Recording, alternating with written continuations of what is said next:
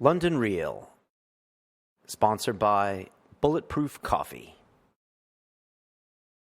I'm really interested in both the positive and the negative effects, like when you were in hard competition training and you were doing cycles of Deca or Dianabol, whatever it was you were using. I know you were one of the, it's my understanding, I don't know if it's true, I'd like your answer. You were one of the first bodybuilders to experiment with growth hormone and... Well, I don't think so. I used growth hormone in the early 90s and it had been used before that. Okay. I don't really think so. Growth hormone is another thing. Growth hormone can increase muscle mass and minimize body fat, but it's not, just because of the name, growth hormone, it sounds like it's, but combined with steroids, I think it took everything to a different level. Okay. Schwarzenegger and those guys in their 70s, they were just using steroids. Mm-hmm. When the growth hormone came in, I think it allowed people to get, to help them to get to a higher level. Perhaps it had an influence, but not huge, Okay, so I'm quite interested to know, like you're in your competition phase, you're putting this stuff on your body, and personally, I don't make any judgments on that. I think you did what you had to do to peak in your sport.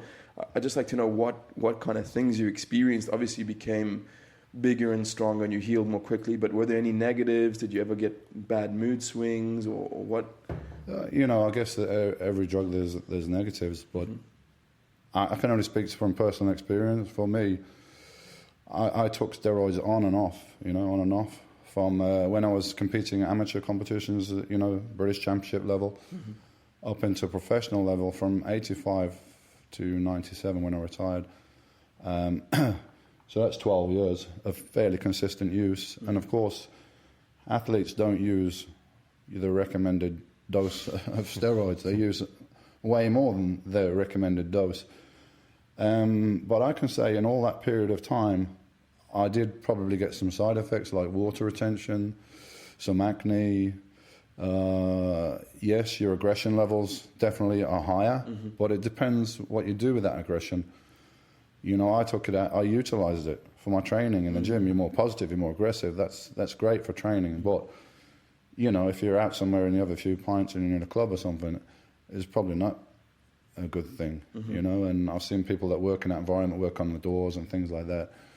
They get themselves into trouble, because of this. But it varies again from one person to another.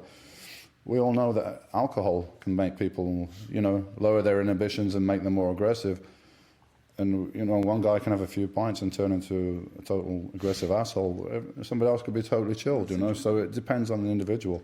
Because, the mainstream media would have us believe that, you cycled steroids for 12 years and you should have like a horn growing out of your forehead now, but you look like a relatively healthy guy. You look better than my dad did when he was 15. I got to say, of any pharmaceutical drugs that you could take for 12 years, way over the dosage that's recommended, that's going to be a very mild drug. This is a hormone, I've got a friend who is now looking at a kidney transplant, and because he destroyed both of his kidneys.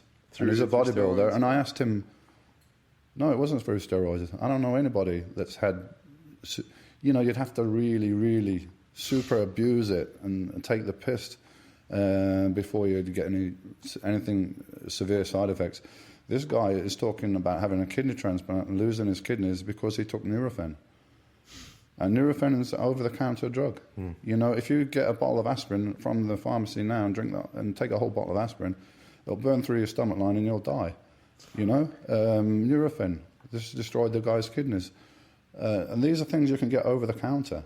Okay. So that kind of puts it in perspective a little bit, I think. So hypothetical scenario, you mentioned you have a son.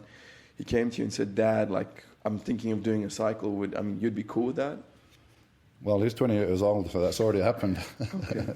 Yeah, absolutely. If you decide, I tell people, look, if you're thinking about it, look at all the facts. Get as much information as you can, factual information. When I started doing it in the mid-'80s, there were a couple of underground books that are out there, photocopied. Underground steroid book from Dan Duchesne, that was probably the only thing out. And then there was another book, Anabolic Steroids in Sports, by Dr. James Wright, who, both these guys I actually met as well. That was about it. There's no internet. No, there's just gym rumors and stuff. And actually back in the 80s, we were very cautious because we did think, shit, this stuff You know, I've heard it can damage your liver and all these things. And I was very lucky that I had a doctor that supervised all my blood tests and everything throughout the years.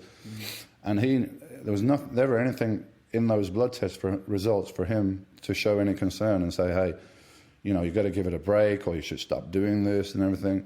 But if you've ever seen a film called Super Size Me, about a guy that ate McDonald's 3 times a day, after he did that for 2 weeks, his blood results were so off the chart, his doctor was begging him to stop. Yeah, it's true. So 2 weeks of eating McDonald's 3 times a day was much worse than me taking steroids for 12 years. London Real, sponsored by